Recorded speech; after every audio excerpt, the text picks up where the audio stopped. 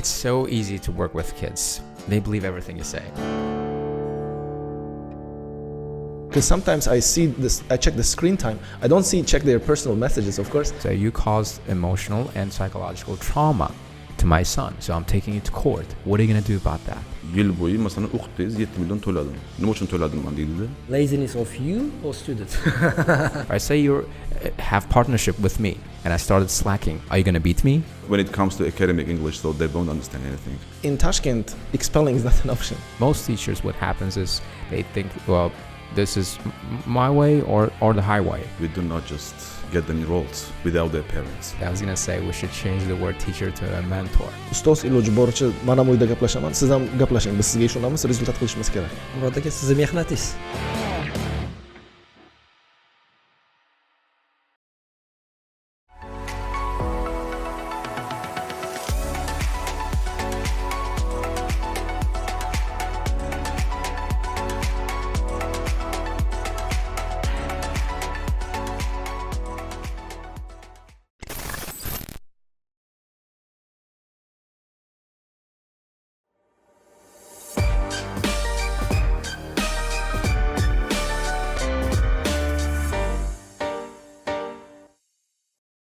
Assalomu alaykum hammaga. Edu Podcast yana bir sonida sizlar bilan ko'rishib turganimizdan juda ham xursandmiz. Bugun suhbatlarimizdan yana bir ajoyib mehmonlarni chaqirganmiz. Aniqrog'i bizni o'z-o'zi mehmon bo'lib keldi. Bugun mana yangi podkastimizdan sonini biz Buxoroda, bizning buxorolik do'stlarimiz, ustozlarimiz, hamkorlarimiz bilan suhbat qilishga keldik. Albatta bu suhbatimizni ko'rsanglar, bu suhbatimizdan manfaatli ma'lumotlar olishga, sizlarga manfaatli ma'lumotlarni berishga harakat qilamiz.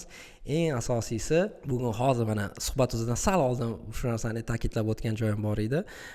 Aytish kerakki, Buxoroda mana respublika miqyosida agar solishtiradigan bo'lsak, yaqinda mana DTM bilan ham bir statistika masalalarni ko'rganimizda ko'rdikki, Buxoroda har doim eng yuqori ballarni oladigan viloyat hisoblanar ekan. Bolalar har doim nafaqat ingliz tilidan, balki matematikadan ham, fizikadan ham, aniq fanlar bo'yicha ham surishtirib ko'rsaki, Buxoroda juda ham bolalar ilmga chanqoq, nafaqat ilmga chanqoq, balki eng yuqori cho'qqilarni, ya'ni eng yuqori ballarni olib yurishini guvohi bo'ldik, bildik shu narsani. IELTSda ham aytishim mumkin shunaqa. Mana necha marta solishtirib ko'rib o'rganib chiqqan bo'lsak, Buxoroda studentlar har doim yuqori ballar olishini men bilaman. Masalan, aytaylik, hammada niyat yuqori ball olish o'zi. Bundan surishtirsangiz, necha ball olmoqchisan desa, ko'pchilik aytadi, men 6 dan yuqori olishni xohlayman, 7 dan yuqori olishga desa, Buxoroda aniq bilaman, planka 8 dan yuqori qo'yib olgan hozir hamma. Shuning uchun bugun shu mavzular bo'yicha ozgina suhbatlanishamiz. Qattan bu ishtiyoq. Nimani hisobiga Buxorolik bolalar, o'quvchilar katta ball olishyapti? Nimani Buxoroda boshqacha qilinadiki, bu narsani o'sha nima deydi, respublikamizdagi boshqa o'quv markazlari bilan ulashib ko'rsak, balkim ular ham o'ziga bu narsani qabul qilib, qanaqadir o'zgarishlar qilib, ular ham xuddi shunaqa Buxoroga o'xshab yuqori cho'qqilarga, yuqori natijalarga erishadi degan umidda shu suhbatimizni boshlaymiz. Yana bir marta suhbatimizga kelgan juda ham rahmat kattakon hammalarga. And by the way, just to make sure, so our conversation will be mixed conversation in language, I believe. So we're going to speak in mostly in English, but also some topics and some of the subjects which we're going to discuss, probably taking into account the complicated words and phrases. Probably we're going to mix it with Uzbek. So once again, welcome everyone. Thank you. Murod aka. Thanks. Thank you very much. Ozgina sizga so'z beramiz. Endi birinchi boshda so'zdan boshlaymiz. Ustoz sifatida, masalan, shu yerda jamlanib yig'ilib o'tirish o'ziga bir sababchi inson sifatida sizdan boshlaymiz o'shanga. Murod aka, nima fikr bergan bo'larsiz hozirga aytayotgan narsangiz? Nimaga Buxorolik yuqori ball olishadi? Nima deysiz? Endi menimcha Buxorolik bo'lish shart emas, ingliz IELTSdan yaxshi ball olish uchun. Yes. I don't think you have to be Bukhari there to get a high score, but yeah, I think this is because of the high competitive spirit that students have here. Yeah, I've seen lots of students of mine, for example, who got 7 or 7.5, but still just burst into tears, you know. Yeah, and when I ask them why, so this is an amazing score, so they say, because my friend got higher, you know. I see. Yeah. Just the feeling of the competition. They want to be the best it's out the of the feeling of the competition that they want to score higher, yeah. Yeah. And I can say this because of the peer pressure as well. Yeah, because their friends get higher and they want to follow. I see. They want to be number one, yeah. That's how I think. And also, this might also probably because of the culture and tradition and values that is still kept here in Bukhara. Well, that's true, because Bukhara and let's say Samarkand always been center of the education, cultural center, I mean the scientific center, we can say, in whole Central Asia for the centuries, I believe. So I guess that's the good point, I guess, to keep that spirit, I believe. Yeah. This is what came to my mind. I see. We can ask about this from Alishir, I believe. So Yeah, you sure. recently scored overall 9, right? Yes. What was the reason behind it? Why do you wanted to get the 9? Because I know that you already had the 8.5, and it was like there is no doubt about your level of your English. But what was the motivation to get the high score? Yeah, I think I mentioned this in a podcast with Muhammad Ali before, but I can say it once again. So it's about credibility, right? So once a teacher has that perfect score of band 9, Yeah. then you tend to be more reliable, you tend to be more credible, right? And you tend to set a good example to your students. I see. So when students see you as a band 9 teacher, they tend to follow suit, right? So 8.5 is not special anymore. If you have that band 9, then Yeah. it kind of makes you a reliable teacher, a decent teacher. I see. I don't want to underestimate other teachers who got 8.5 or 8 or even 7.5, right? So they can be really great teachers. But in terms of knowledge test, right? So if you have a band 9, then this is the max. This is the maximum score. So it kind of adds credibility to your job, I think, to your reputation maybe. Do you agree with that, Muhammad Ali? I guess so. Well, For sure. It has been a year now, right, since you scored, right? Yeah. So yeah. what has changed since then? Is there any difference in your life, in your teaching methods? Let's say let's put that word correctly. So what changed? I think I changed 180. Like a lot of things happened between then and now. I feel more confident when I walk into the classroom, and I've also grown, mentally, spiritually, and a little intellectually, I guess. And the biggest change so far has been, I think, in the way I treat students, right? Prior to that, I used to be, I guess, little harsh on my students. I used to push them hard. I still do. Mm-hmm. I'd not say I don't do that anymore. Okay. Yeah, but now I'm trying to be more kind to them, I guess, in the classroom. Like, I'm there genuinely to help, and I'm there to, provide them the best service possible. Mm-hmm. But before, I used to be one of those ball busters, like, who walks into the classroom, you're either getting an 8 or nothing. I see. But I've changed that mindset now because success in life really doesn't come down to your IELTS score. There's so many other things, worth pursuing. And I don't want to be sending young people the message that they should, you just be obsessed with this standard test. There are so many other things they should be worrying about, that, like their health, right? Because I know this standard test takes a huge toll on their mental health. That's true. Right? Because like our teacher mentioned, students get 7.5, and they're all stressed out, right? They're all depressed and sad, and part of it is because us teachers will push them way too hard. Okay. Right. What can you tell about the Murad Damla? About him, he's pushing too hard. Was it tough? Is he a tough teacher or not? Well, being his students for so many years, let's hear about it. It's been a decade. It's been a decade. But still, it's been a long time. 2015 we started. Yeah, 15 to 14, I guess. Yeah, that was my first year of IELTS, or pre-IELTS, I guess. Yeah, I don't think teachers were exactly harsh back then. It's just they, sometimes like, Don't be afraid. I'm not afraid. I'm trying to choose my words carefully, because I know a lot of people watching. Yeah. They take this literally and try implementing this in the classroom. Like, he said that, so I should do this, I should do that, because so he's getting great results, so it's probably going to work too. Yeah. So I'm very careful about what I say in public now, because I know my words, my message carries a lot of weight, right?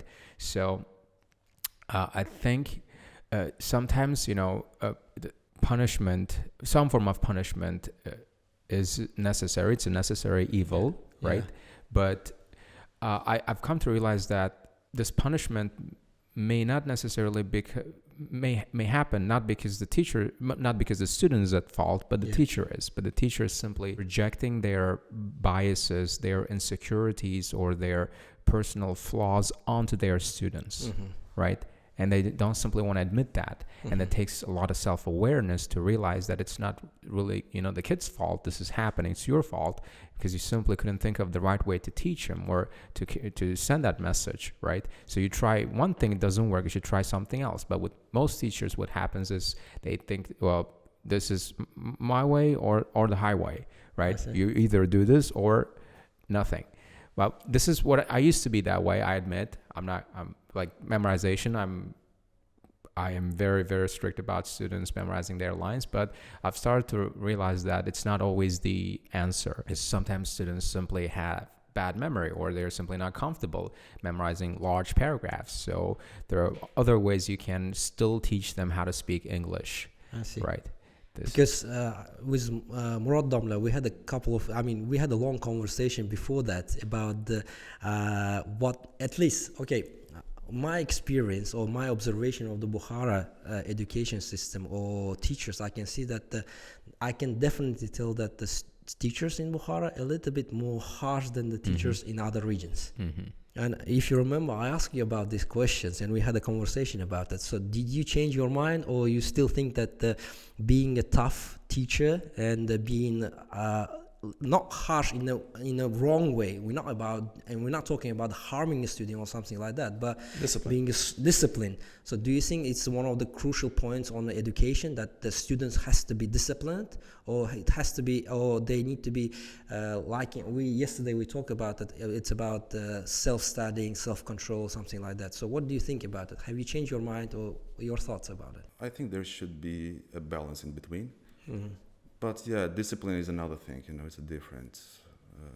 Being just strict, it doesn't just necessarily mean that you have to punish them all the time, Just strictness means just demanding. You have to demand, for example, the teacher should be demanding. Otherwise, the students may not just, may come unprepared, or just, unfulfilled.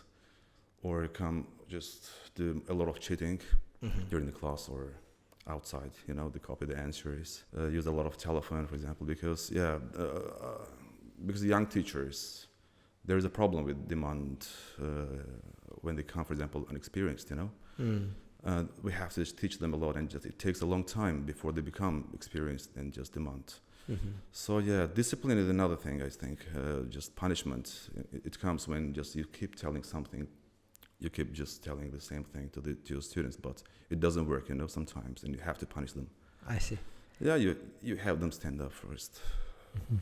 You call them you call their parents maybe, because there is always the teacher-parent relationship we have some groups with the parents. So by the way, how the parents see this kind of situation? I know that let's say in Tashkent, for example, I can say that nowadays I can see the tendency where the parents become so protective of their children, and sometimes they go against the teachers. We have seen so many cases about the relationship between teachers, students, and their parents. How about here? We talk about this before they start attending, so we call their parents as well.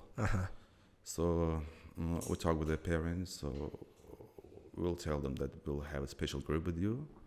Then we'll be in close in touch because we have to work together. Parents also approve this because they like when, for example, you're reporting on the results, you're reporting on the attendance or performances, even achievements. So they want to see it and just be happy with the results of their students, with their children. And they complain about the other things. For example, when you do not just text them, then they just come to the center to know what is happening. They want to know about the results. The students, there are students who are just pampered and just protected too much by their parents. But we explain to the parent that the teacher is always right because it doesn't just punish unnecessarily, I see. How about you, Alisher? What kind of teacher you are? So before I answer this question, I would like to touch a little bit on the topic of discipline. So I think discipline is necessary in education, right? Because as teachers, so we have an obligation before parents, right? We are getting paid, and we should do our job. And our job involves teaching to the best of our knowledge, right? And getting the maximum result possible. And this is what makes both the child and the parent happy. And people sometimes tend to be lazy by nature, right? And it's true. And one of the ways to get good results is by discipline. So if you're not a strict teacher, then it becomes very, very difficult to get good results. So I think from this perspective, discipline is necessary. And the situation in Tashkent about parents becoming too protective, I think this is sometimes the case here in Bukhara too. But so like my teacher said, we always ensure that we have a good communication between teachers and parents. We also have our groups and channels where we report on a daily basis student results, how they are doing, and if we have some complaints, we immediately give the parents a phone call, like your child came half prepared today, so take measures, or your child didn't come today, take measures, or what's the reason for that? Is it a valid reason or is it an invalid reason, right? So we need to make sure that everything is right and everything is going on its track. Can we say that the parents will be involved in this process more often, frequently than just leaving their child at the education center? It's going to be more beneficial and there will be any confrontation. Oh yeah, absolutely. Because parents are caregivers and they are paying for their child's education, and you don't want to waste your money, right? I see. So if you want to see results, you should get involved. And if we find it sometimes hard to deal with students who are problematic, right, we call parents, and this cooperation is helping us also like get good results. Okay, this is absolutely essential. Okay, so what kind of teacher you are? Based on your answer, I can say that you are about the discipline rather than Muhammad Ali. So with Muhammad Ali, we share responsibilities, and he's more of a good cop and I'm more of a bad cop. I see. So I'm responsible for dealing with students who have problems and students who don't do well, students who slack, right? So I am in charge of talking to parents most of the time. Can we say both of you, your apprentice success is based on the discipline that you put in place? Absolutely. So what kind of measures you take to discipline your students, for example? So we're talking about the punishment. I'm sure we're not talking about like beating them up or chasing them on the street. But anyway, what kind of methods you use? So is there something that worth to share with other people? So what's the level or what's the means that you use to make the people more disciplined and be more interested, hence be more interested on the education and do well on their education? So what's kind of methods you can share with us? I have my teachers talk with the students. Know the results, know about, for example, what's happening with him. Psychologically, we have to get inside, get into his mind, knowing what is happening, what is he's expecting, for example. Does really need a high score, because some students, they don't really need, for example, high scores. That's why they think that they can just anyway get their result, But yeah, we have some sayings or proverbs that we use usually. Like, for example, if a student comes unprepared, he still keeps saying that he spent 24 hours, for example, just doing the homework, But he still, for example, cannot submit the homework as we expect. Then I say, look, action speaks louder than words. You did not do anything, The result means everything. Or I say, for example, failure is proof that desire was not strong enough. If you really desired, if you really just wanted, you just get a good score. So this is how I try to approach. If it doesn't work, so we have some other measures. We have to exclude him from the courses. I see. This is the last resort. Okay. How about you, Muhammad Ali? So do you have any methods of disciplining students, influencing them? I'm probably the wrong guy to ask this question, but I'm going to try to answer it anyway. So, well, I'm not exactly interested on the discipline, but I'm just really interested on how you motivate your students to get the highest scores, basically. So because we're going to go back on that question and we're going to ask the Alishir, because we can see that he's more like on the discipline. But how about you? I can talk about both, no problem. So you got a set of two questions, right? So you got define a great teacher, and the second one is how you go about disciplining students, right? Okay. First, I think I should follow up on your, question on what makes a teacher an excellent one. What's an excellent teacher, right? So the way I see it is a teacher is someone with a toolbox with lots of different tools. You got their discipline, you got their punishment, you got their reward, you got their different teaching approaches, and a whole bunch of different things, right? And as a teacher, your job is to decide which tool you need when, right? And that's what makes you a great teacher, because discipline is not always the answer, because sometimes students are being truthful when they say they spent 6 hours doing homework and they still got no results. Yeah. That's actually a feedback on your teaching approach. So what you need to do is, take that feedback and make course correction and try something else, right? And but when you do know for sure student is just being a slacker, then what would you do? I think the underlying reason for that is most probably the environment. So it's the home environment, or it's the environment they're in the class, and they're simply not driven enough, motivated enough to get things done, right?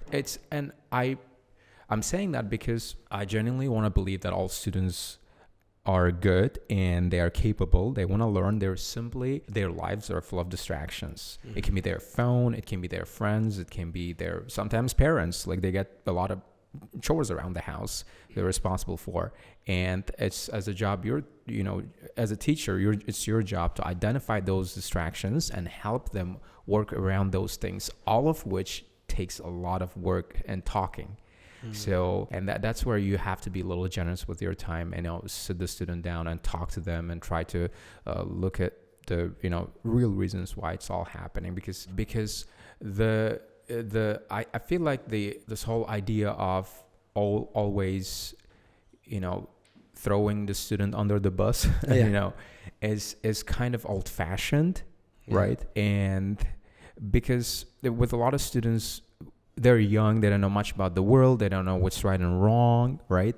And they're like the mini versions of us, right? And it's our job as a teacher to kind of pick their heads up and show them what's real and what's necessary, what's important.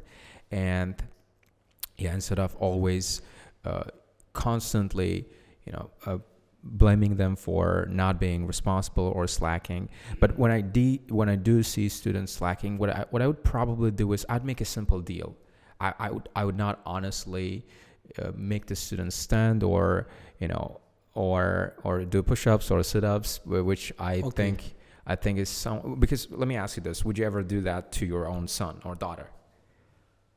So say your son or daughter is slacking at home. That's a complicated question, man. It's not a complicated. Because it really depends. Here's the deal. If you don't ever see your own kid doing this, if you would never expect your kid to do that, why would you expect someone else's kid to do that? And this is where parents are right when they send up their own kid. You are not a parent yet, so. Well, let me think about it. Probably I wouldn't do that to my daughter, but when it comes to my son, I think I will be a little bit more harsh than it's necessary. Okay, so what's one punishment you'd have for your son if he slacked at school? So he returns home and you get a phone call from his teacher saying that he got a bad grade today, or he was being naughty in the class.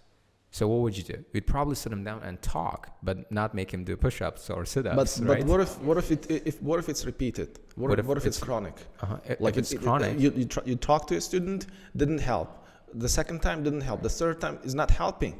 So then you resort to corporal punishment. You do? Yeah, you would. I would. You would. I would. Because this is long term. This is for the benefit of the guy. I side with him. Yeah. You side with him? I side with him. Oh, I believe that many teachers from Bukhara will side with Alisher probably. I agree with Muhammad Ali as well, because not everybody is perfect, so we have to be patient with everybody else. We cannot just be demanding equally with, for example, some students are slow, it's difficult for them to learn, for example, by heart, some of the things that we give them every day. And we have to understand this by talking with them. Some of the students just spend, 6 hours learning one model, let's say, maybe. We have to understand that, for example, he's wasting his time doing it. We need to just find some other approach, maybe just ways to have them learn, or have them, for example, grasp the understanding of how to write an essay. So he's right too, because not everyone is equal. But otherwise, everybody would just be able to get high scores, Well, I'm thinking about it, that as you ask me about now, it's just, it's my head is happening. Well, what I'm gonna do, and do I have to do that? And simply, if I'm gonna tell you, I guess one of the part of the punishment is just to show to the students that there is a consequences for the certain action. So if you don't do certain things, then you have to deal with the consequences as well. I guess the part of the punishment, let's say, talk about it, is to show them this. Don't you agree with that? Yeah, not? absolutely. But now we live in a world where corporal punishment is not an option anymore, because what if you get sued by the parent? No, listen. It might happen because any moment right now, parent may walk in and say, you caused emotional and psychological trauma to my son, so I'm taking you to court. What are you going to do about that? Well, that's another case. So where is the line? And they can absolutely do that. And that's the scary part. Yeah, you don't understand. Let me try to answer that question. And you see, the thing is, right now here in the city, people don't understand these things. They don't know they can actually do that. But eventually they're going to find out. And then you're going to see a lot more teachers in court pitted against parents and their sons. Because this is a real thing in the U.S. Yes. It is a real thing in the U.S. You can confirm that probably. That's the right? case. And it's a matter of time before this thing happens here. And I don't want to find myself in court with kids, because the way I see it here is, so my job in the classroom is to help the students the best I can. And if I think I can't do that, right, I might try some means of disciplining them. Like, what would I do? Make a simple deal with them. Say, okay, so this is what I expect from you. Please get it done. If you don't, this is the outcome. This is the consequence. So set the terms and conditions clear. So if they fail to keep that deal, then it's over, right? It's like a business contract you're making. That actually sends them the message that they are now adults with responsibilities, and that's how things work in the adult world. I say you have partnership with me, and I started slacking. Are you going to beat me? Probably not. No. Probably. In the worst case scenario, you would sue me for malpractice. You would sue me for being a irresponsible partner, right? But never resort to corporal punishment, would you? Would you ever do that to any of our staff members? So we are of the same age. Don't confuse your relationship. Yeah, but exactly. If you're gonna go back to the topic, so where's the line of this punishment? So we have a set procedure. We have exact guidelines of what to do when we feel that the student is not doing well. Right. The first step is to communicate. So we try to take Muhammad Ali's approach and try to make a deal with the student. Right, and if it's not helping, the second step would be calling their parents.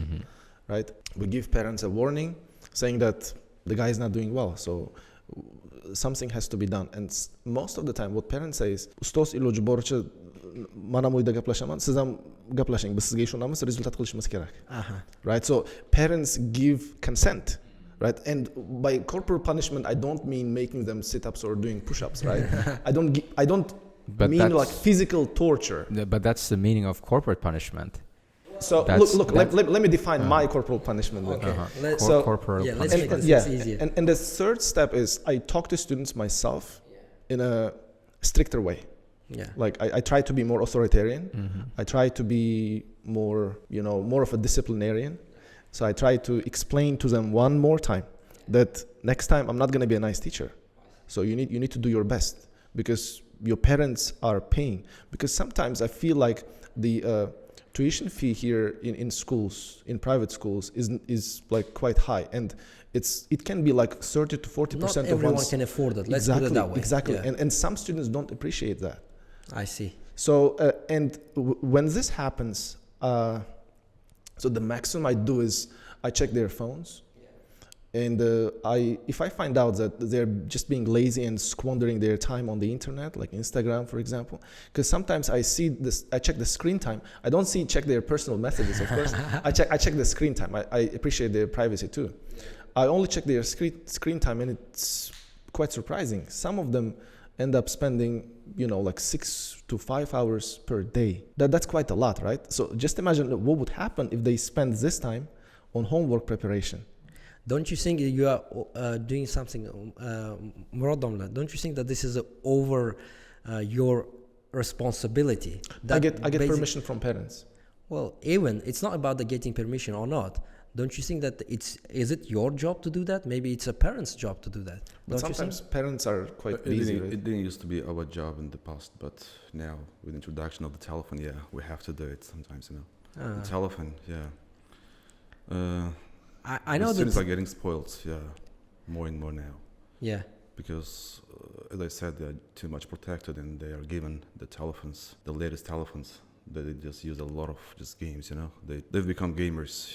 So that's why, I think this is the right thing sometimes, that we have to check their telephones. I see. See the content. For example, how much battery is gone to, for example, each sector, like to Instagram or to Telegram, YouTube, games, you know. I see. Now, based on what I heard from this, I think we need to give a definition to who is the teacher and what's his role, basically. I believe that the different teachers has got a different idea about it. So if you could tell me who is the teacher, what kind of role he should take, where is his responsibility starts and ends, basically. Could you tell me about it? I think that will make it more clear what we're talking about it. Because as I said, some of the teachers might say, no, this is not our responsibility. Our responsibility is just to give a knowledge and that's it. The rest is parents' responsibility. I'm not there to foster them, or I'm not there to tell them off or something like that. So everyone has got the different limits. And I believe that now I can see that even among us, there is a differences. So if you could tell me who is the teacher, what kind of qualities should have, and where his responsibility starts and ends, especially in Bukhara. Can you tell me? Our responsibility is to teach, but we cannot just do it for the sake of giving knowledge only, you know, because of the situation, because of the Western areas coming to Uzbekistan as well, you know. And students are not just as patient as they used to be in the past.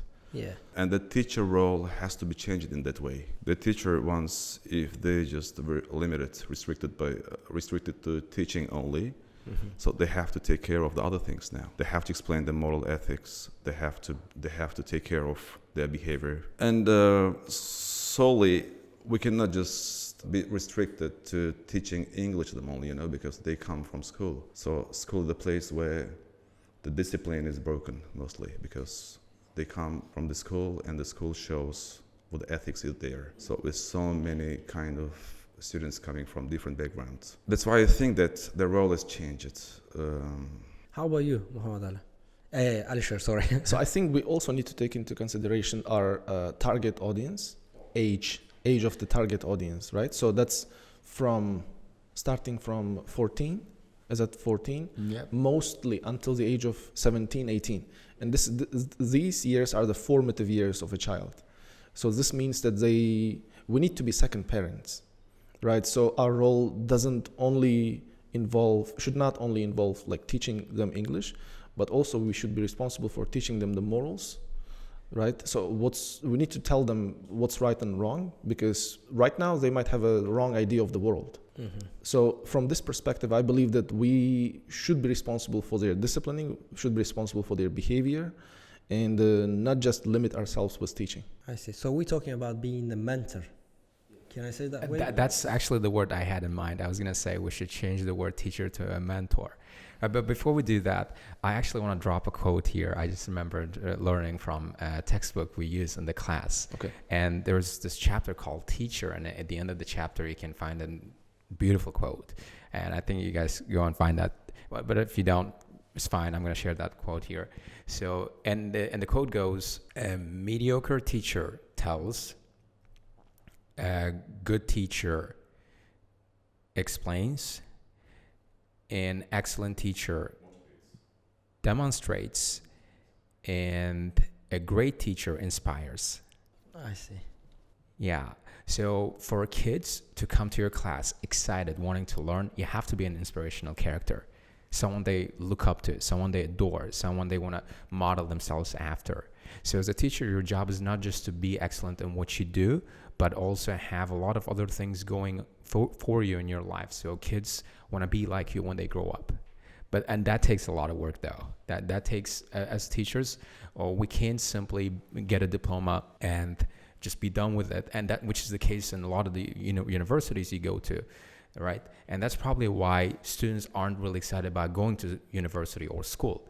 But they'd be so much more excited to go to university if they were to learn from Elon Musk, if they were to go and learn from Zuckerberg, if they were to go from all these impressive entrepreneurs and characters with a lot of accomplishments in the past. Yeah. Right?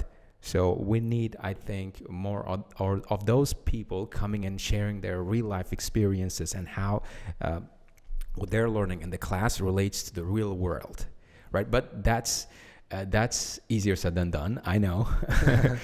For that, we need a lot of super successful people who are successful not only in teaching other disciplines as well, or wanting to do some community work, work as a teacher part-time, right? So. Okay. I see.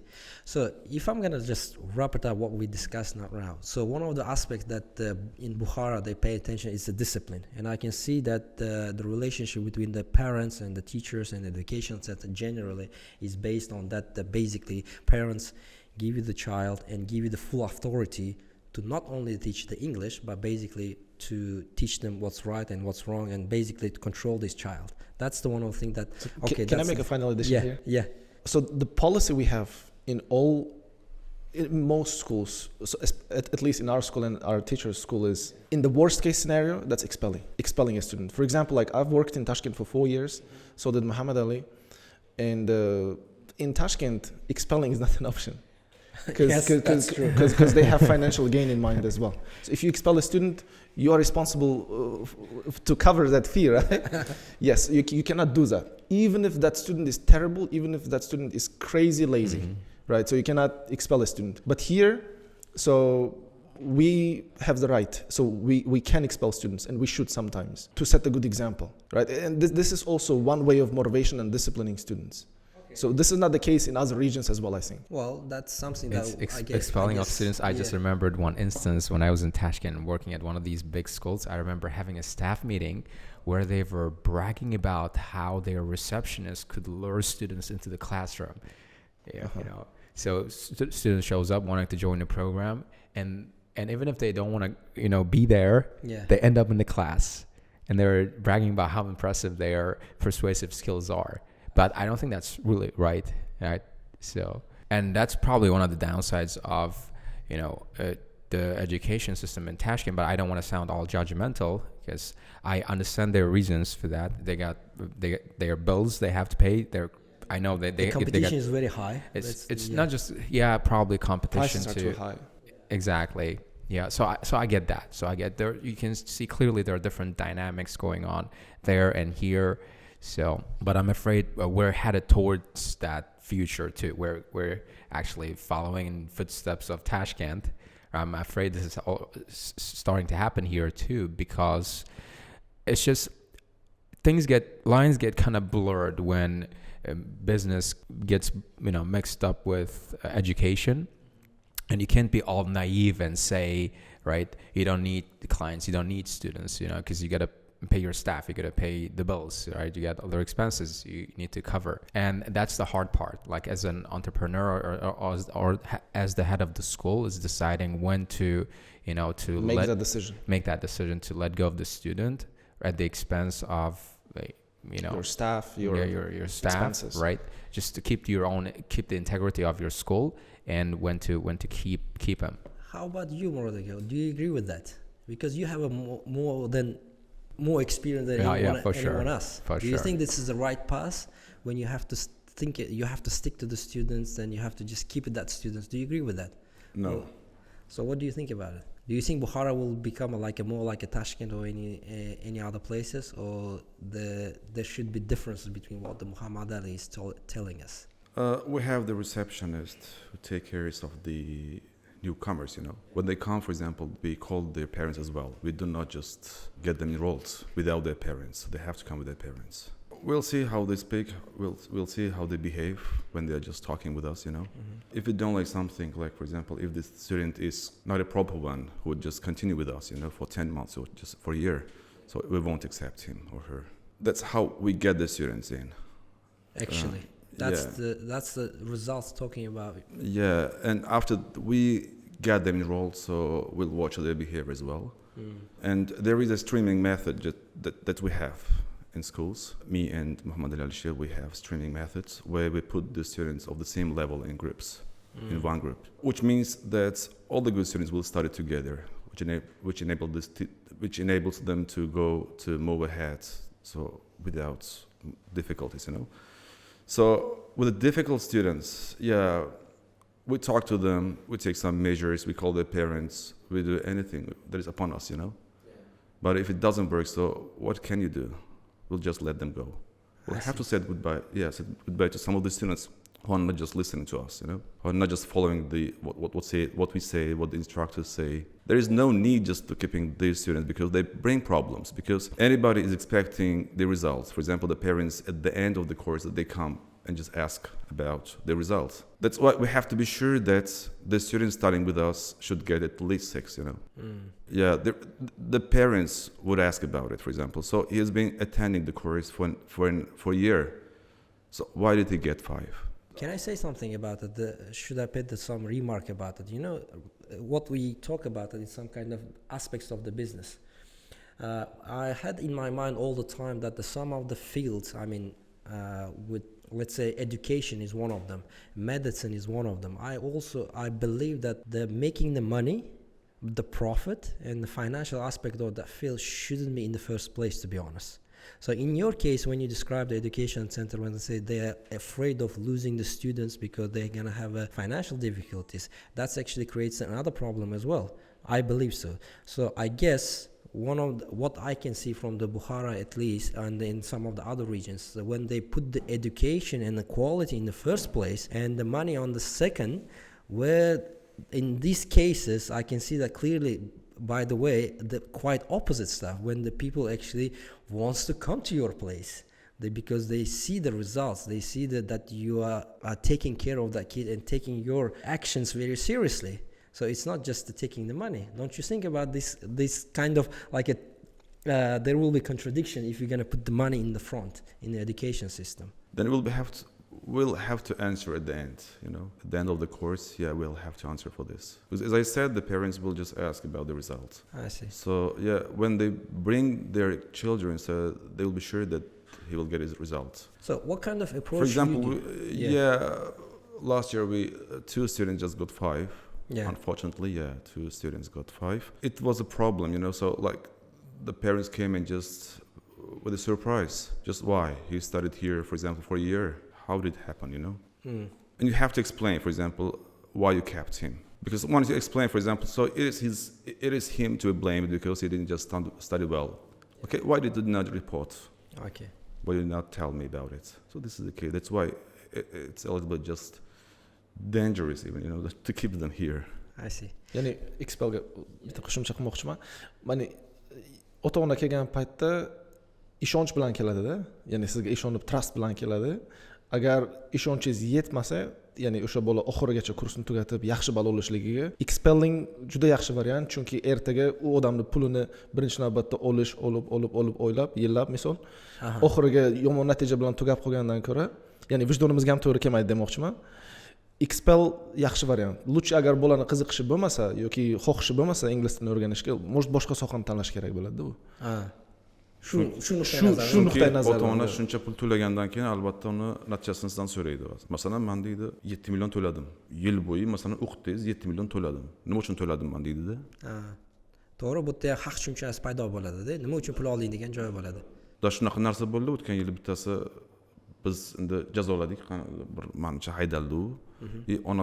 Ota-onasi kelib bu yoqda o'sha qiz misol uchun o'sha paytda o'zida 5:30 ga tayyor edi.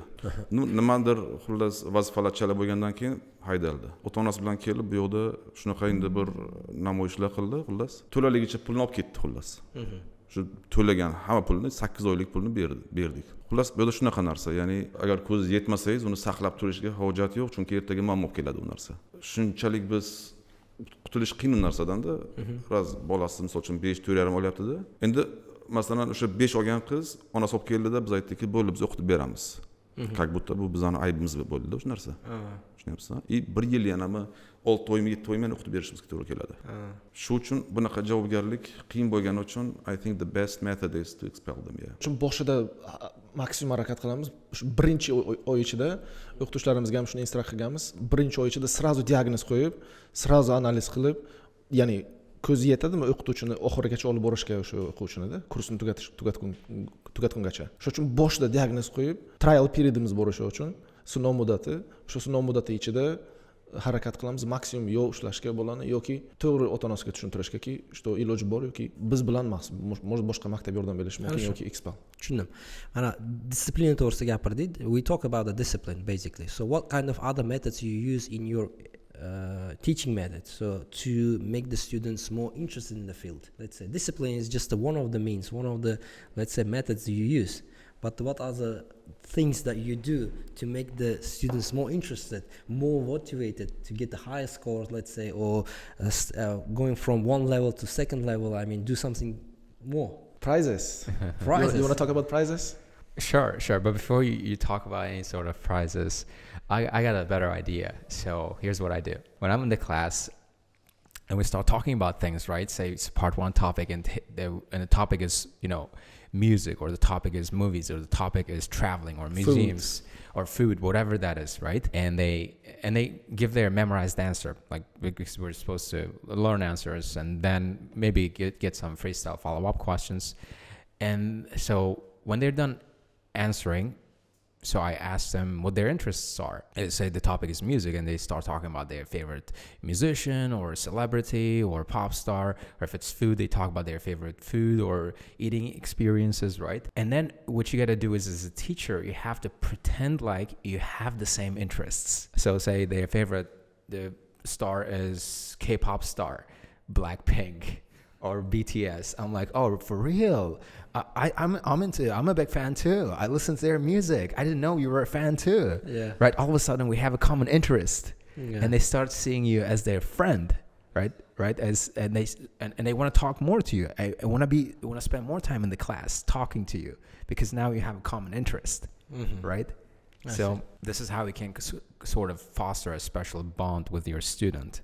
Right? Something special. Can you do that with everyone in your class? Pretty much everyone. Always works like a charm. I remember him discussing UFC topics in the class. Discussing different sports. It's not just that. So I got another dope story I want to share with you guys. So I had this student who, when he, got promoted to PI, his results were like average, not even below average. He used to get 21 and 20 or something.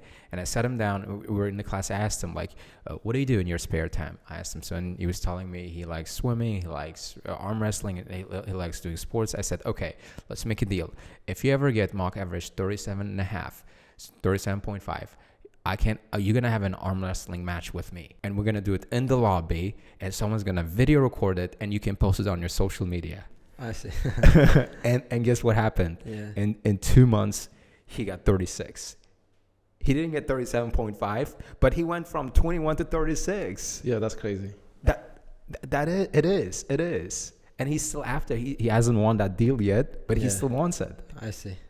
See, I think you can get kids excited about learning. You just have to be smart, get creative. Right? Find out what they like, right? And use it as a, I don't know, I forgot the word for it. You can sort of use it as a leverage, right? You sort of use it as a, tool, right? As a hook. Like you can get them hooked on that thing. Yeah, it's like a drug, right? They're hooked on social media. They're hooked on, hanging out with friends, computer games, and all those things. And you can make learning their hook. They can make learning their distraction. You just have to make it seem fun. And it's your job as a teacher to accomplish that in the classroom. And that's the way I see it. So, but if we're going to continue that, so what other methods you use? Muratake, maybe you're going to tell us based on your experience. He's right, yeah, because some students are not just comfortable with some of the teachers. They come up to the reception. They say, for example, I want to study with this teacher, And really, they will manage to study with other teachers. I remember some of the students just... who were all the time just chased because they didn't come. We just wanted their parents to come, So we didn't expect any good result from him, but he was just 0.5 short of 7 at the end of the course, so I was surprised. He chose the teacher, so we let him study with him. So it helped, it worked. So do you agree we need to find the interest, So do you agree with that sometimes the students and the teachers cannot get along with each other, so they can't just... Yes. It's not about that the teachers is bad or student is bad, it's just that they can't find the common, let's say, bounds to work with. Is that one of the problems that you can face? Is it the common problem or not? It sometimes happens. It sometimes happens as well. So it didn't used to happen before, but it's happening now, Can I say something here? All right, it might sound too, I don't know, maybe I'm just being unrealistic here, right, when I say this, but this problem, you can entirely eliminate this problem of miscommunication with your student. You can entirely eliminate this problem of, getting on the wrong foot with your student. If you genuinely want to help the student, you always find a solution, right? If there's some form of miscommunication, or say you're not getting along well with your student, it simply means that you haven't simply figured that. And the reason you haven't figured that is because you're not trying hard enough. And you would have already figured that if you really wanted to help the student. Because with me, it almost never happened.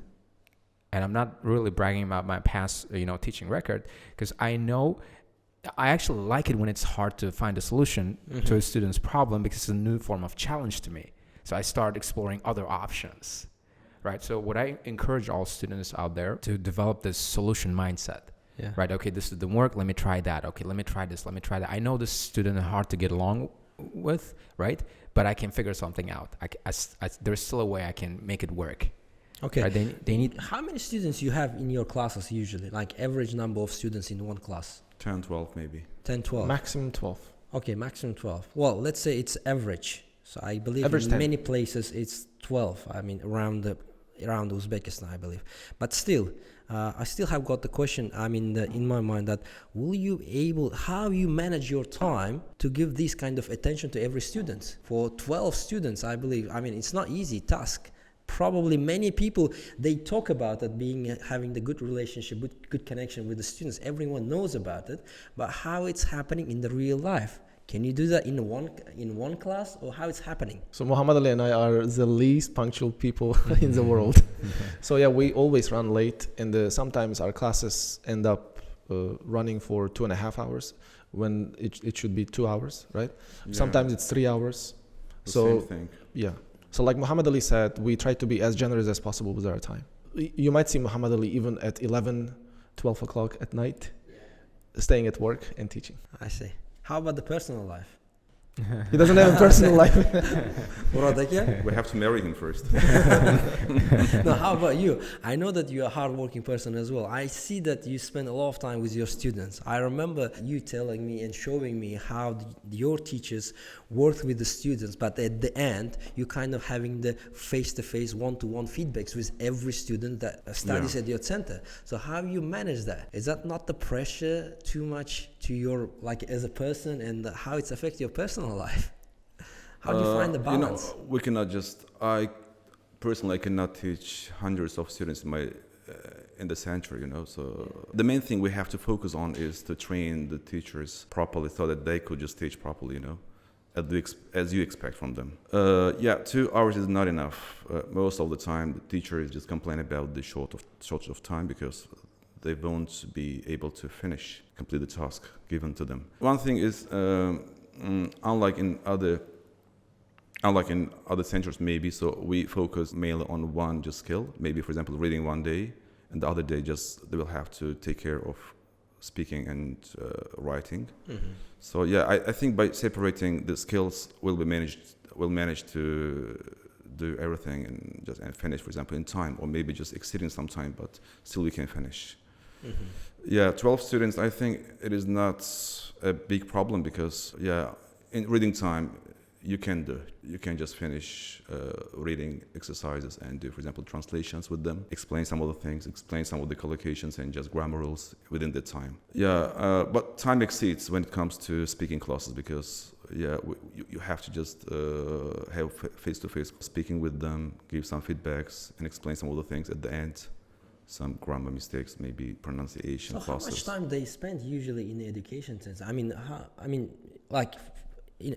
an example, I'll give you. Usually, if we're gonna compare with Tashkent, usually it's 1.5 or maximum 2 hours, 3 times a week. It's 12 classes in a month. That's the average.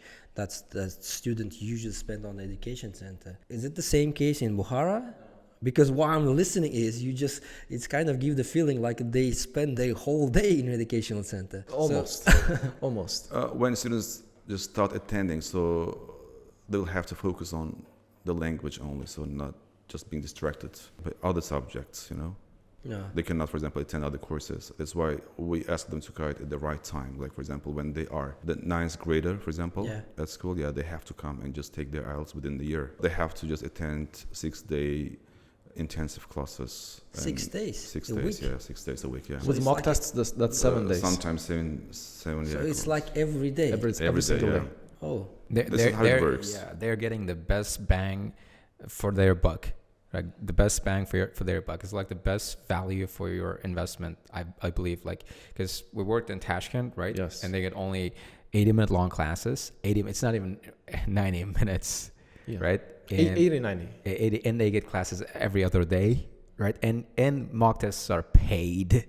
Yeah. All right. There's that. You have to pay for mock tests, which is insane. And as a teacher, you have to cover 4 skills: listening, reading, writing, speaking. That is what I said. Yeah. Yes, per week for 3 classes. That's not even possible. That's insane. And they promise you to get 7 results in 3 months. Okay, They're so magicians. you divide the skills also. Yeah. So is it like is it divided? Is it the same teacher, or they have got different teachers for different skills? How it works? Differently. Sometimes we have partners. For example, they are partners. For example, they work just on different skills. So basically, one class can be taken care by 2 or 3 teachers as well, depending on So one day they learn, they're taught reading. In the second class, they're taught speaking. In the third day, they're taught writing. Mm-hmm. So every group has 2 teachers. Mm-hmm. So one teacher, let's say, is responsible for listening and reading. Mm-hmm. The other teacher is responsible for it varies from level to level, actually. But each group has 2 teachers who are responsible for different skills, and they can switch roles. They can switch depending on the level. But those 2 teachers take a group, and then they graduate it until the end. Until the end. Yes. Who's taking the price of that result? Let's say teachers. Both teachers. Both teachers. Yeah, we give them all credit. Yeah. Everyone is getting credit. If a student gets taught by 5 teachers, we mention all their names on the results post. Yeah. I see. So now we found that about the discipline. Now we found that the students learning almost every day, I believe. I remember you told me that sometimes you ask the students to spend about 8 hours a day to study. I remember that. For the homework. Yeah, with the homework and everything. And the second, now we know that one of the reasons is you dividing the skills, and you actually involve some 2 or 3 teachers to the student's life. What else you can share about it? So what kind of methods you use, for example, in order to not to teach the English, but to prepare them for the tests, for the IELTS, for example? Is there any other different methods for that? Or is what kind of secrets you want to talk about rote learning? Rote learning? Sure, I talked about it a bunch of times, but like I said, it's not the be-all and end-all of our teaching approach. There are other things we do. It's just one of the tools we have. And I'd say, again, if you want to see yourself become a great teacher one day, learn to be flexible, right? Think of yourself as a master with a toolbox, and you have all these different tools available to you, and you have to learn when to use what, right? Okay. And what that kind would of be tool you use for the exam preparation? Exam preparation. Okay. It's never one tool. That's simplistic way of looking at it and thinking that I always have to use tool X, like discipline, or I always have to use reward tool. I always have to use, say, memorization. I have to always use, or whatever that is. It's you have to mix and match, right? You have to try some days to discipline yourself when you catch yourself slacking. Yeah. Other times you have to reward yourself for doing a good job, because otherwise, it's not fun. If it's not fun, it's probably not worth doing. And so so what we tell our students is, okay, here's what we do. I think that's what everyone else should be doing, but it's not probably gonna sound financially sound thing to do, right? For one, you have to assume there are no time boundaries. Time is the biggest obstacle, right? As a teacher, both as a teacher and as a student, right? So if you are a student getting 20-25, why are you doing a full practice test with 60-minute time limit? What's the point of doing that, right? You don't need it. What you need to do is you need to take all the time you need to read and understand all the passages and all the questions and do them with due comprehension. Take your time, right? Focus on mastery, not not hitting the deadline, because sometimes we're always so much bombarded with deadlines that we don't take the time to understand things, like or internalize the information we're getting, we're learning. This is one, and the same goes for teachers, right?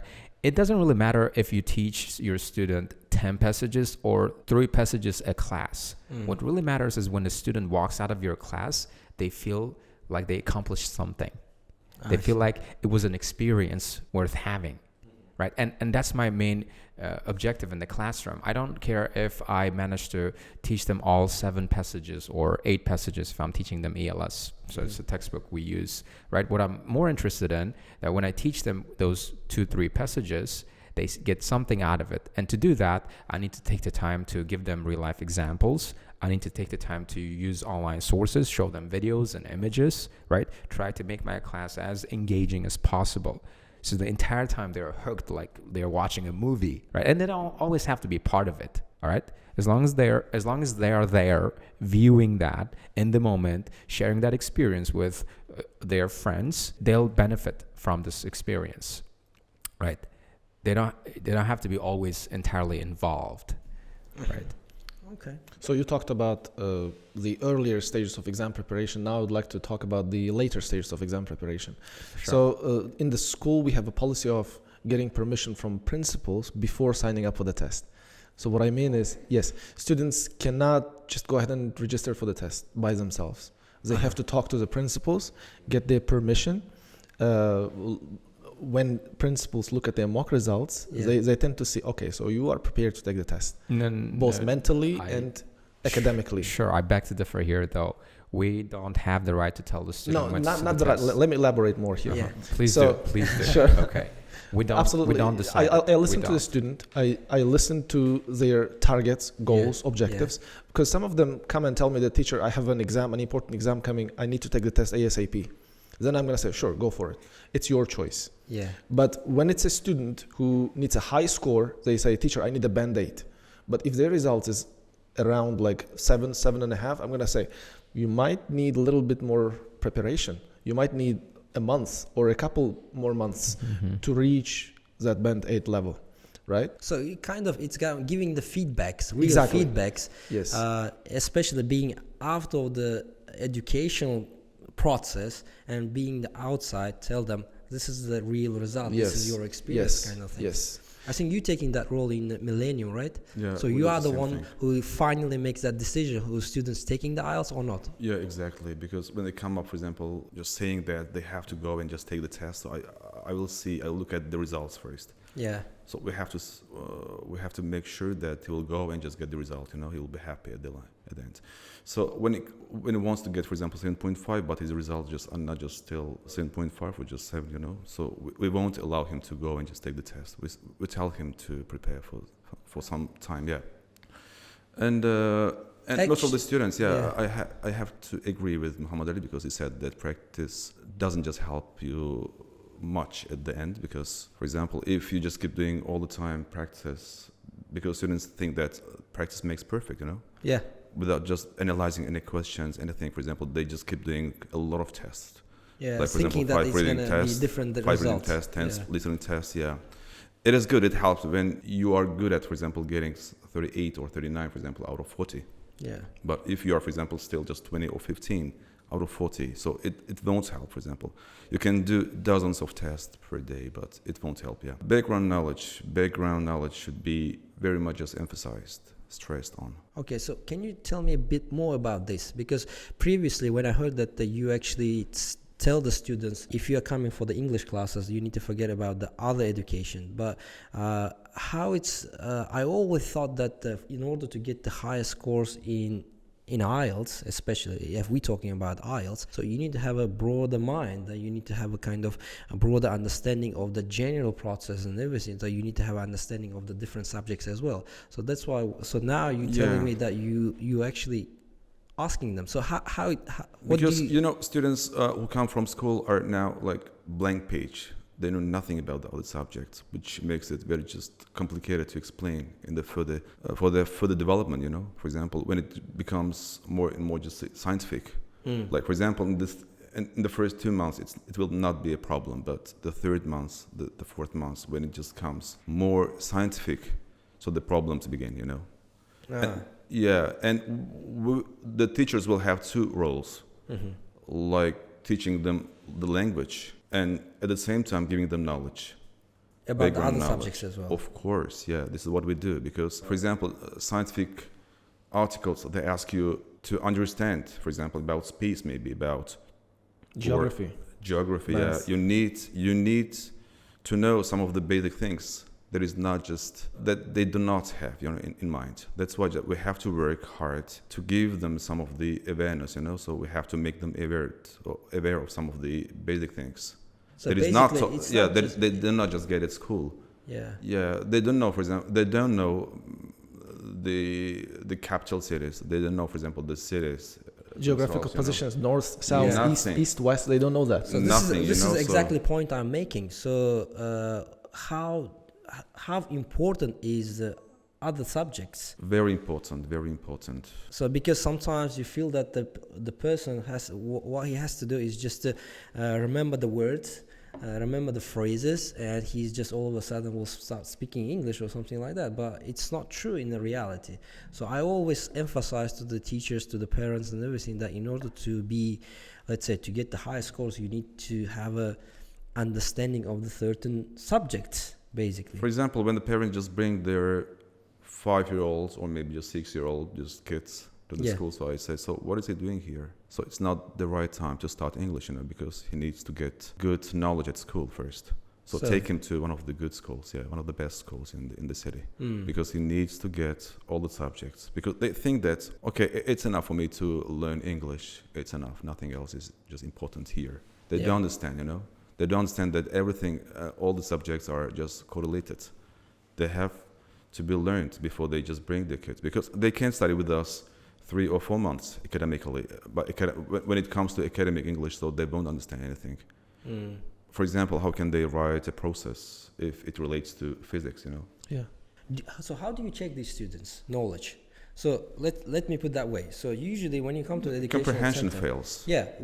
Actually what I'm saying is when you come to the education center, what they do first time, they give you the test to basically identify your level of English. That's one of the important step they take. But as you said, if his general knowledge is important, how do you check this level of knowledge? Or it's a process, so they start, then you observe, and then you make let's say give the feedbacks, and you find out, and then you make a decision about whether to continue or not.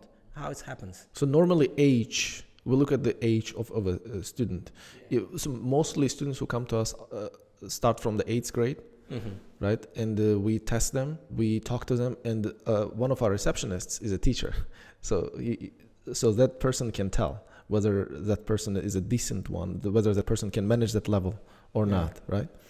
And based on that, we can say, but it's never possible to determine the level, the actual background of a student from the first talk, you know?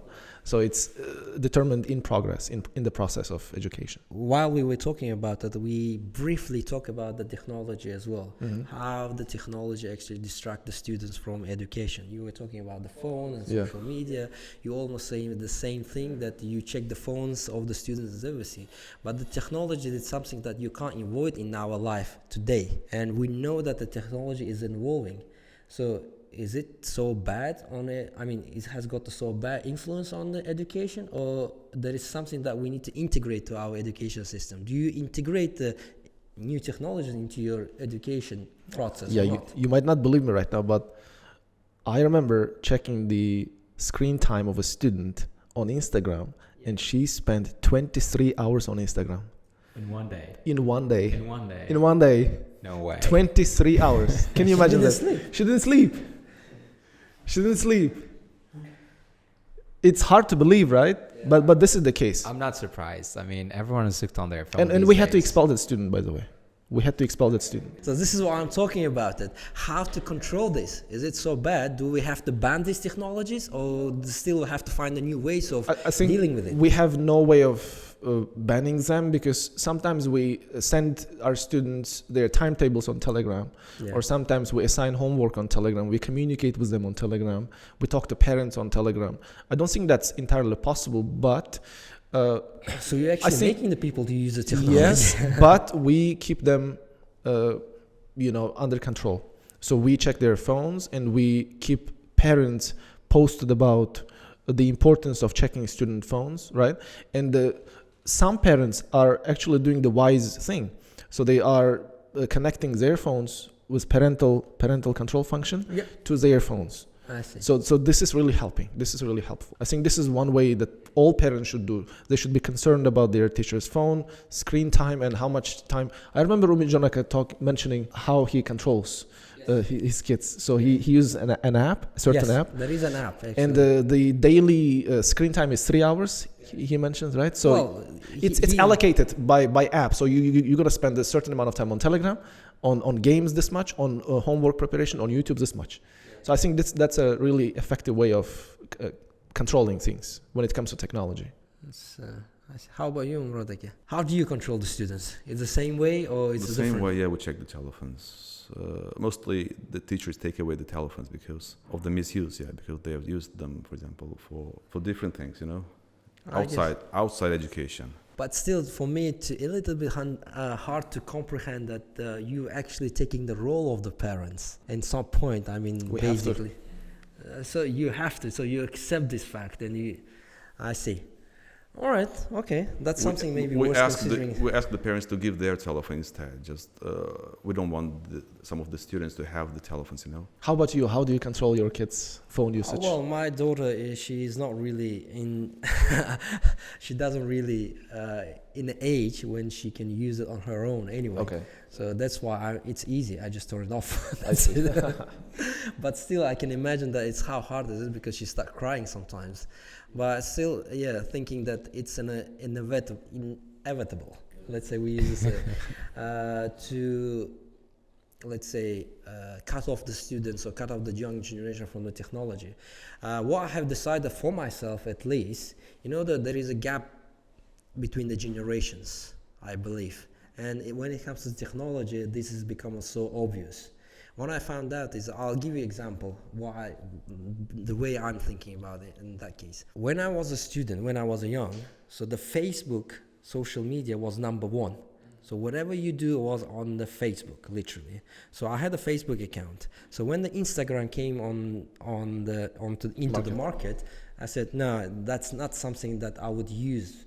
That's not my interest. At least I'm not the person who is gonna, take a picture of the food or show the people where I am or something like that. So I never got interested on the Instagram, let's say. But I started working with the people. I had a member of staff who is much younger than me, and all of a sudden I realized that actually I have no idea what they're talking about it. Because they're having conversation, I'm just sitting there trying to listen what they're talking about, what kind of subjects they're bringing up. And I felt like I'm just fell off. Like I'm out of their world completely. And I asked myself, do I really want to be out of their world? And if I'm going to be out of their world, if I'm not going to understand what they're talking about, how would be I able to influence them? How I'm going to have a proper communication with them? And honestly, that was one of the triggers why I opened the Instagram in the first place. And then I realized that's the life they have. And anyway, you are going to be infected, First, before I just installed my Instagram, I thought that I would not just use it for unnecessary things, but So it makes me keep updated. And the same way, I believe this is happening with the artificial intelligence, which we talked yesterday about. So you can't avoid these kind of things, I believe. So in the future, whatever the field you're taking or whatever you do, you have to take into account that maybe you should start adopting to the new reality instead of running away from it. So, by the way, do you use artificial intelligence in your education right now or not? Yeah, we do. AI is fully integrated into our curriculum. We use AI to generate part 1, part 2 is speaking sample answers. We use AI to check essays. We use AI sometimes to help us figure out the answer to reading questions. We use AI for lots of different things. Yeah, AI is the future. Yeah, like I said on the podcast I had with you, if you can't beat it, join it. Okay. Yeah, and AI is here to stay, okay? AI is 10 times more efficient, 100 times more efficient than teachers, faster, quicker, more accurate, and reliable. So why not use it? Because everyone else is doing. So if if you're stuck in your old ways and don't want to accept change, then you're gonna feel cut off from the rest of the world. You're gonna start to, and also lag behind everyone else. So things are happening fast, things are changing fast, so we have to change our ways and try to be adaptable and accept trends as they come up, and AI happens to be one of them. Yeah. And it's quite remarkable how AI has contributed to English language in Uzbekistan. Right? So because look at the Niners, like, so do you think it's because of the internet? I mean, AI? Partially. And part of the reason why they got 9 is because of ChatGPT. Yes, so they have a ready-made assistant. I remember Big Zodaka talking about ChatGPT, and Laziz Atabayev, who got 9 in reading, right? He mentions the particular role of ChatGPT when it comes to writing preparation, because it produces flawless answers, Ben 10 answers, right? So it can point out your mistakes. It's quite remarkable. Sure, but however, it's not a human. But I wouldn't attribute. I said part of the reason. Yeah, I know. But I don't think the reason why there are so many Niners out there is because of AI. All right. Okay. There's always been great help from IELTS experts and lots of sample essays, model essays on the internet, and language partners. I don't think that's the reason. The reason why there's so many Niners now is because teachers believe it's possible. Oh, right? I see. Before there was 9, everyone thought it was impossible. So there was a default way of thinking about Band 9, about impossibility of it. So that mental ceiling is gone now, right? You see, this is one of the reasons. So we have 2 reasons. Do you think about any other reasons why we have so many 9s? I think it has to be number one reason, because you see I talked about this on my previous podcast too. So whatever goal you have in life, the biggest obstacle standing in your way is not lack of resources, because resources are always around. Okay, the world is full of resources. Is not lack of help. Is not lack of motivation. I think people are motivated enough. Is the only problem standing in your way is you. You've somewhat convinced yourself that it's impossible, that it's difficult, it's hard. Right? But once you change that dialogue to it's possible, I can do that. 10 other people have done that. Why not me? Right? And there's so much evidence out there, so I'm going to go and do it too. It's going to just seem more possible, and chances are you can do it. You can accomplish it. So I think it has a lot to do with the fact that that mental obstacle is gone. There had always been that mental obstacle, but after the first few 9s, it seemed possible for a lot of people out there. Well, I believe it's true not only for the related to the IELTS or to the English teachers, but basically generally when you do and you want to achieve something else, that will be quite true as well. So we talk about a lot about students, about education providers and everything, but I want to find out the questions about what kind of biggest challenge you face as an English teacher. Who's going to be first? Rotake? Well, as an English teacher, we've been facing some of the dilemma now. Like, we're having different students with poor knowledge, with poor background from the schools, so we have to deal with it, I see. So this is the main problem, because the students just come blank page with no knowledge on any just subjects, know very little about the subjects, and we have to just give them more of a subject as well, alongside with the language. This is the main problem. So I think for me the main problem would be laziness, which is partially caused by low attention span. Students cannot concentrate. Okay, laziness of you or students? Students, of course, students. Students, they tend to be lazy. probably because they have low attention spans. Yeah. So what I mean is they cannot properly concentrate and sit in the classroom for a long time, right? So they easily get distracted. Their attention gets carried away, so they cannot properly focus on the subject. And when a teacher is explaining something, they tend to just ignore or look at the ceiling, you know. And this is really bad. I see. How about you, Muhammad? Well, I guess the biggest challenge of teaching right now for me, and I'm saying right now because it's always different. Yeah. Right. At this stage of my career is staying motivated as a teacher, right? Because I'm not gonna lie, I don't have always the passion to go into the classroom and teach, so I always have to be doing some extracurriculars like sports or having proper food or doing something fun or interesting like taking a break from teaching every now and then to stay motivated, right? Because teaching can be a draining process. Yeah. Yeah. Because it's exhausting. To get your kids excited about learning, you have to be able to kind of lend some of your energy to them. So right? You need to be excited yourself. Excited yourself. Like if you don't have that energy all the time, positivity, when you walk into the classroom, you're not going to be able to accomplish your mission, even if you are the best teacher in the world. So at this point, to me, the biggest challenge of teaching is building habits that allow me to stay always positive and active, motivated and driven to do my work. And those habits mostly include doing sports and having podcasts because they're fun. Yeah. And taking on bigger challenges, just spicing things up. Okay. Because if there's no challenge element, if I'm not excited about it, or if my energy is not there, or if I'm just totally exhausted, burnt out, then I'm not going to want to teach. So as a teacher, your job, not as a teacher, any professional, you have to learn how to take care of yourself, listen to your needs, what your body needs, right? So you can, once you've, built that energy, you can walk into the classroom and share some of that with your students. Okay. Yeah. Murad, what will be advice to your apprentice, someone who you have been working in this field for how many years? 20 years? 22 years. 22 years. So now they are in this path. So do you have a bit of advice for them? Have to be motivated all the time. How to not to lose the interest. Remain steadfast.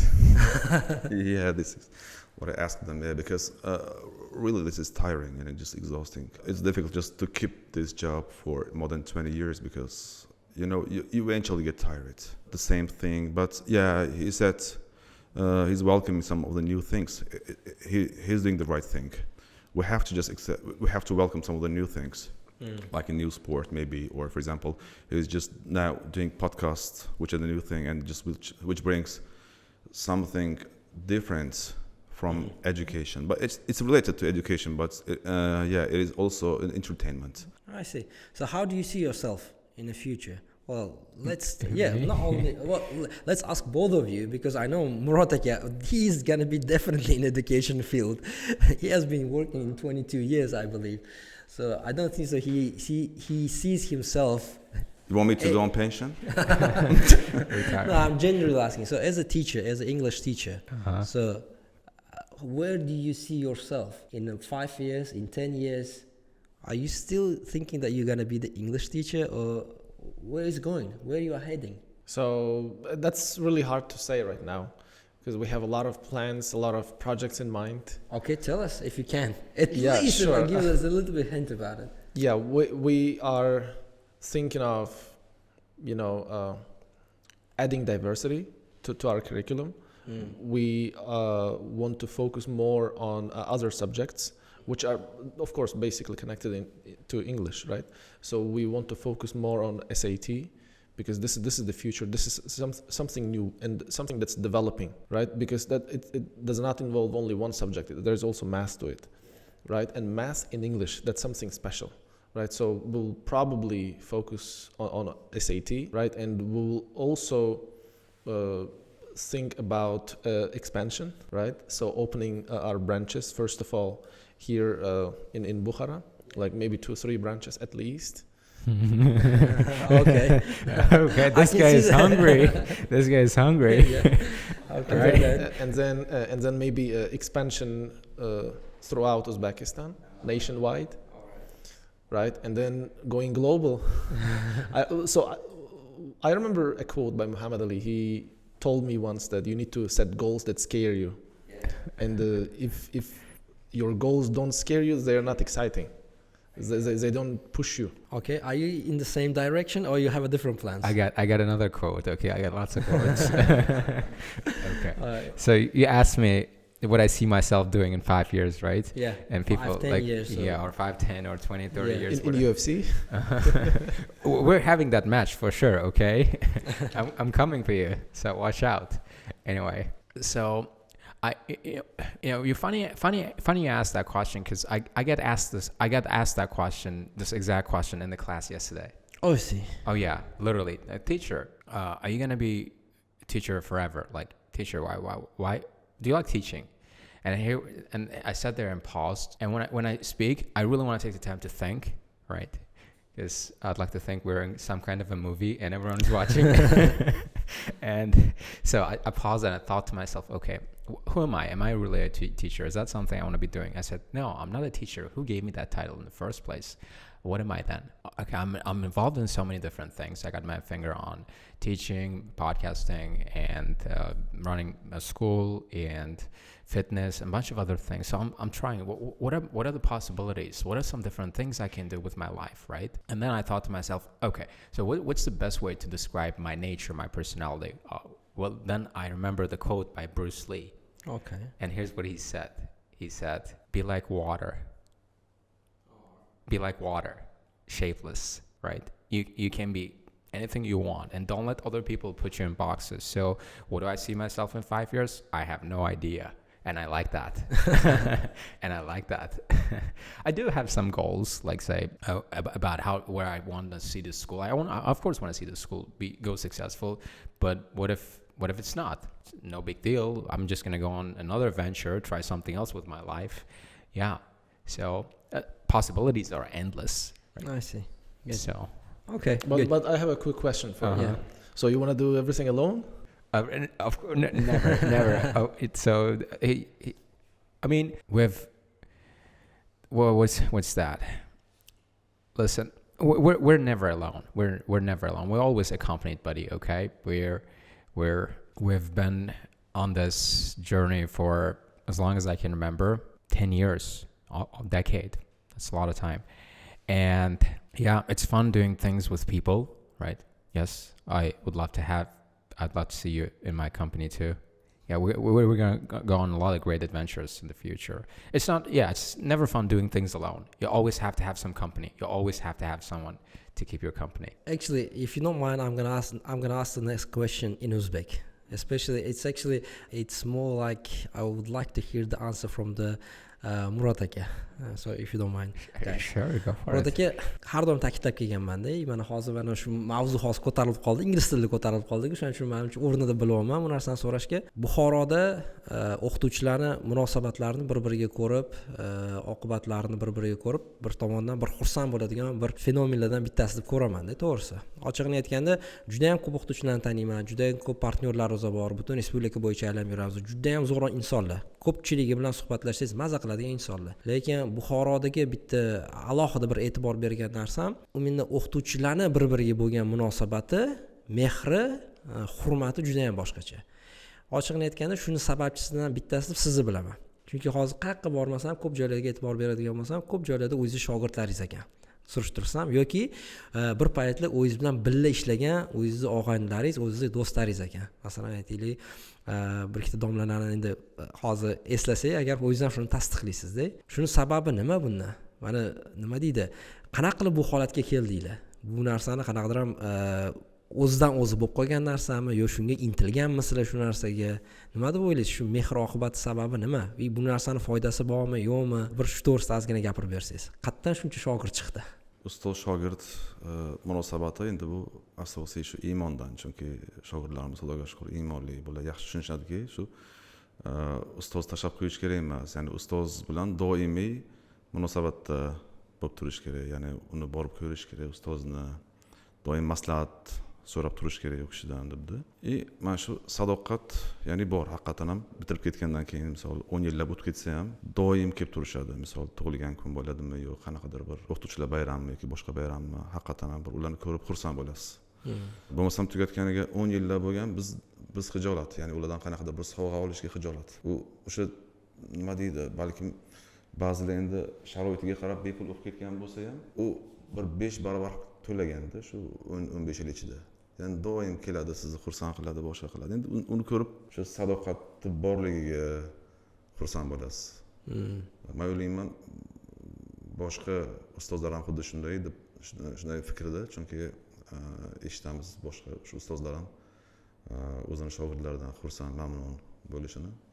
Misol Alisher Muhammadali bizga doim aloqada, doim bir nimalar, misol uchun qanaqadir bir maslahatlar kerak bo'ladigan bo'lsa agar doim biz aloqada turamiz. Men просто sadoqati, xatonan misol uchun ishonasiz, misol shogirdlaringizga ishonib qo'yasiz. Men nimaga bu narsani so'rayapman? Hozir bir ikkita joylarda ko'radigan bir tendensiyani bir guvohi bo'lganmiz-da. Endi hamma yoqda emas, bor bu tendensiya. Masalan, o'qituvchi mehr berib bitta shogirdini o'stiradi, bilim beradi, uni masalan o'qituvchi qilib tayinlaydi, boshqa qiladi-da, keyin o'qituvchi ketib qoladi boshqa joyda yoki boshqa o'quv markazida ishlaydi yoki o'zi o'quv markazi ochadi, boshqa qiladi-da. O'sha tayinlagan insonni masalan xafa bo'lib qolganini ko'ramiz-da, guvohi bo'lganman bir xillarda. Ketib qoldi, mandan o'zi qilyapti o'zini ishini degan gaplar bo'ladi-da. Shunga men siz qanaqa qaraysiz? Shu narsaga sizni ham qanaqadir ham ta'sir qilgan joylari bo'lganmi shunaqa holatlar? Endi ta'sir qilgan joyi yaxshi o'qituvchingiz ketyapti, masalan, boshqa joyga. Qanaqa qilib qo'yaverasiz shuna insonlarni aytaylik. Ko'rganman-da, ko'p mana shogirdlaringizni nima deydi, svobodniy plavaniya deydi-yu. Behijolat chiqarib yuborganingizda. Qanaqa hissiyotlar o'tgan shu paytlarda? Endi boshida yaxshi o'qituvchingiz, chunki necha yillab misol uchun siz bilan ishlagan, misol ancha narsa o'rgangan, xizmati katta bo'lgan o'qituvchilar misol uchun ketib qolayotgan paytda albatta bir qanaqadir xafagarchilikda, endi xafa emas, bu ham qanday harakat qilamiz tushunishga bu narsani, to'g'ri tushunishga harakat qilamiz, chunki u ham o'ziga ishonib, misol yo katta planlari bor yoki unda ko'rasiz qanaqadir bir qobiliyat yoki kelajakda misol ularni ham bir o'sha maktabni to'ldirib qanaqadir bir katta ustoz bo'lishiga bir ko'zi yetgandan keyin ularni saqlab o'tirishga bir qanaqadir nima yo'qda, ehtiyojam yo'q, keyin foyda ham yo'q baribir. Chunki ularni qo'yib yuborish kerak, o'zini bir planlari, o'zini bir qanaqadir maktabini ochishiga yo'l qo'yib berish kerak deb o'ylayman. Bu narsa tabiiy narsa. Tabiiy. Endi boshida yaxshi o'qituvchingiz ketyapti, o'sha narsa sal alam qilishi mumkin. Ikkinchi jihatda demak ularni ham o'ylash kerak baribir. Ularni ham bir yutuqlarini ko'rib bir xursand bo'lasiz, baribir qaysidir ham. Albatta. Alisher Muhammadali, that's the same question. So one day you will become like you already mentors, right? So you have so many students. And one day I'm sure you already have a teachers whom you let's say how to say you help them to become a teacher right now. Do you have any challenges sometimes if they want to leave you, if they want to go and do something differently? Have you ever faced this kind of problems? What do you do in this kind of situation? If they have their own plans, you can't keep them forcibly, right? Okay. Yeah, you wish them good luck and you try to support them as much as possible. But before you do that, you try to find out the reason, like what are the reasons why they would like to leave your school, right? Is it financial? Is it like because of a student? Is it because of an argument? Or what was the issue? What was the problem? We try to identify the problem, and if it's possible, we try our best to keep a teacher, because he or she is an asset, right? And you need to really value your assets, because they are the people who are helping you a lot and who are contributing to your school by a lot. And yeah, we try to keep them as much as possible. But if a person is determined to leave, then we wish them all the luck. How about you, Muhammad? So you asked two questions. One is the relationship between teachers in Tashkent and here in Bukhara. Not only in Tashkent, generally. Okay, generally. What I'm interested is, what I'm asking is, so you have students right now. So you have an apprentice on your own, right? So whom you spend a lot of time, energy, knowledge to make them become successful. And one day they decided to leave you. Let's say, because when you spend your time, money, and effort to foster someone, you expect that it's going to be paid off, let's say. How do you feel about it? Have you ever come across this kind of situation? I get your question. Absolutely. So two questions. One is the fact that teachers here in Bukhara are surprisingly on good terms. Everyone is happy with each other.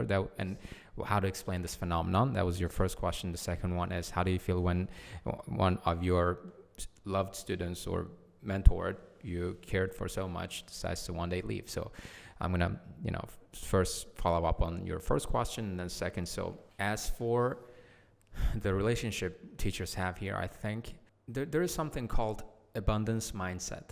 Abundance versus scarcity. And then there are these two mindsets. And there are a lot of people who are in competition with others. They have scarcity mindset. And they believe that resources in the world are limited. They believe that there are limited students. They believe that if they don't have X market share, they're gonna lose to their competition. That's scarcity mindset. But we here, I'd like to think, do not subscribe to scarcity mindset. We'd like to believe that there is room for everyone in the market. The world is a big place.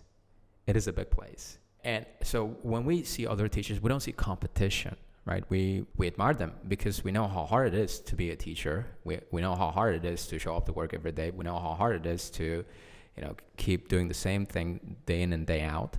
So we have nothing but respect and admiration for our fellow teachers. So we don't ever think about not having enough students, because we believe there will always be students for everyone. Right? If you're not getting enough students, it means you're doing something wrong.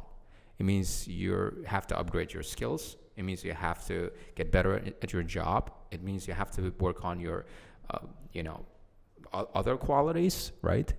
Because you would have all those students if you had something to offer. The fact that there are no students in your class is because you don't have much to offer. And it's not other people's fault this is happening, right? It's not other people's fault that they are constantly working on themselves and getting better. So if you want to have students, why don't you do the same, right? Instead of hating on other people. That's the way I see it. That was my answer to you. That's my answer to your first question. And then the second question about someone, one of our students eventually wanting to go and do their own thing. This is the plan we have for all our teachers. If any of the teachers working with us right now, in 5 years from now or 10 years from now, will still be working with us, I'd be so disappointed in them. I'd be so disappointed because I want all of them to go and have their own thing. Because the way I think of it is, life is all about evolution, right? You start out as a teacher, right? And then you go on to have your own school. And then you go on to have another adventure. And 5 years from now, you're still with me. It means you're stuck. You're stagnant. You're not doing much with your life. So I would not be so proud of you. I'd actually encourage them to leave me as soon as possible and have their own thing. I tell them, okay, it's now time to spread your wings and fly away. Okay. That would be my answer. Murod aka, sizni mehnatingiz. O'rgatganingiz shogirdlarni. To'g'ri. Last question. So we have talked about different subjects, and I know that there's always time limits for our conversation anyway. Though I'm really enjoying every time coming to Bukhara and meet all of you and have a conversation on different topics anyway. The last question is always, which I'm interested in, your opinion about the formal education. So now, based on what I have learned now, so the Alisher and Muhammad Ali, you solely, mainly, as far as I know, all your knowledge comes from the experience, from the observation, what you do and what you do right, what you do wrong. So I would like to know about your opinion on the formal education. Is it necessary? Or the experience itself will be just enough to be a good teacher? I was a good student at school. I had straight A's, all fives, and I studied at the Lyceum later. I was a good student, and then I got admitted to Westminster University in Tashkent on a scholarship basis. I wouldn't say I was a great student, but I was a good student. Okay. So, and then I can tell you that education in Westminster really was eye-opening, because it was a whole new experience for me. Because Bukhara is a small town, right? And if you move from Bukhara to Tashkent, that's a lot of new experience, right? If this is encouraged, like going to study abroad or in international universities, then I approve of this idea, because this is something different for students. Especially, would you like to do yourself in the future or not? I don't really know yet, but I haven't thought about this. All right. So, but experience-wise, it was really enriching. So I learned a lot of things, especially my education, higher education helped me a lot in terms of knowing how the business world works, economics, financing, management, motivation, talking to people, socializing, a lot of different things. So it was an eye-opening experience. So from that perspective, I think education is necessary. Higher education is necessary. University might not help you get a job necessarily, but it is an important stage in your life where you get to know different people, where you are introduced to the real world, right? Especially if you are living alone, if you are solving all of your problems yourselves. I had a part-time job in Tashkent. I had to solve my own problems. I had to take care of my finances, social life, and everything. So I think it is important, but students need to weigh up all the pros and cons of their decisions and make the right decision, make the right choice. So I don't want to say right now that all universities are great. So that's why they have to be really, really considerate of their decision. How about you, Muhammad Ali? What's your opinion about the formal education, about the master's, university? And your own experience. Or your own experience, university education, professional qualification. Do you have any plans to get another education, let's say, or go and study abroad or at the university, do some masters? I'm not sure. You haven't done the masters, right? No. Okay. Funny you asked me this question because this morning I woke up. Now, I have this habit of going to water cooler and getting some water. I drink a tall glass of water every morning. That's the first thing I did. And my dad was there, and he was like, "Hey, don't you want to do masters?" And he told me that I got this presidential medal, and it comes with privilege. I can do masters at any national university for free. Oh, that's great. He was telling me, all right, before it expires, you should go and do it. Yeah. He literally said that this morning. Okay. And I told him, okay, I'll think about that. My response is firm no. But your response no. Why? No, firm no. Okay. For one, to me, it's a trade-off between my time and that education I'm getting, and my time is very precious right now, and I see myself spending that time for things with better ROI, return on investment. I don't simply see, because I don't think I'll ever be teaching at a university. I don't see myself as a traditional sense a teacher. Like I said, I'm water. Just kidding. I'd like to think of myself as a problem solver, an entrepreneur, facilitator. I like solving problems. So I'm probably not going to need that. As for students out there, if you're wondering whether you should get a degree or you shouldn't, all right, for one, there's no one-size-fits-all answer. All right, with questions like that, you don't have universal answers. So what I think you should do is you should keep in mind is you should not be afraid to take risks.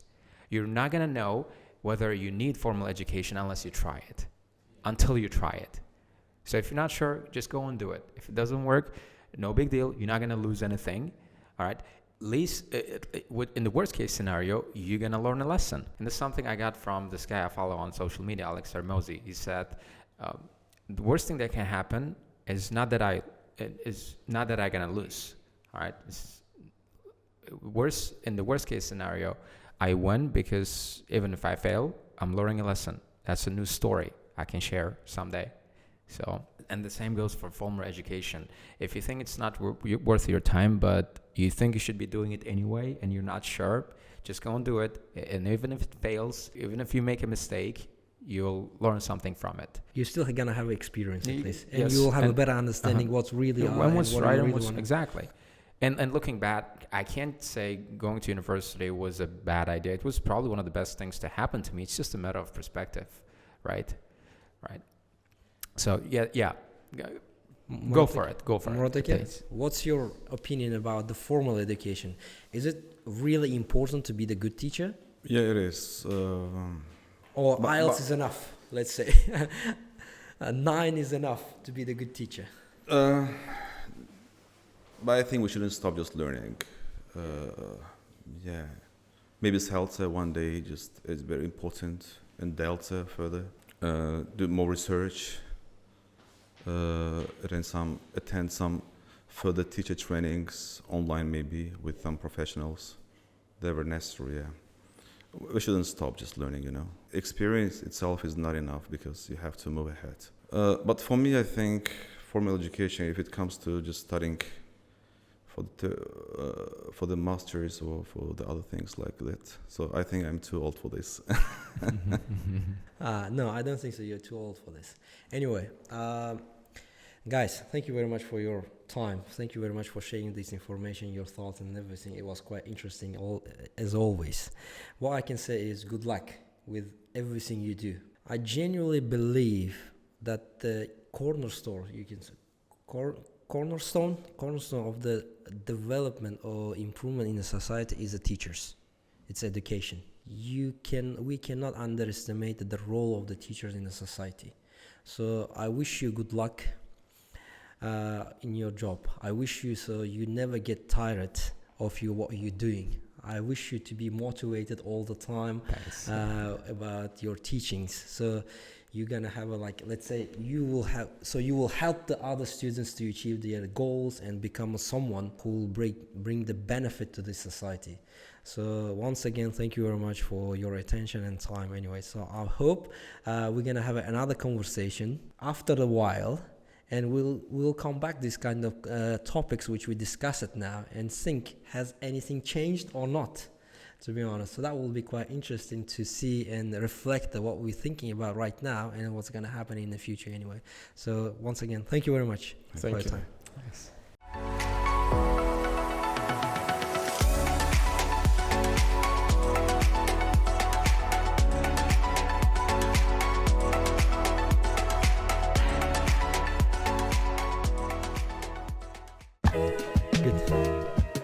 I should get a cap with our logo on it. I like this cap. We should get one and us friends. You don't wear caps, do you?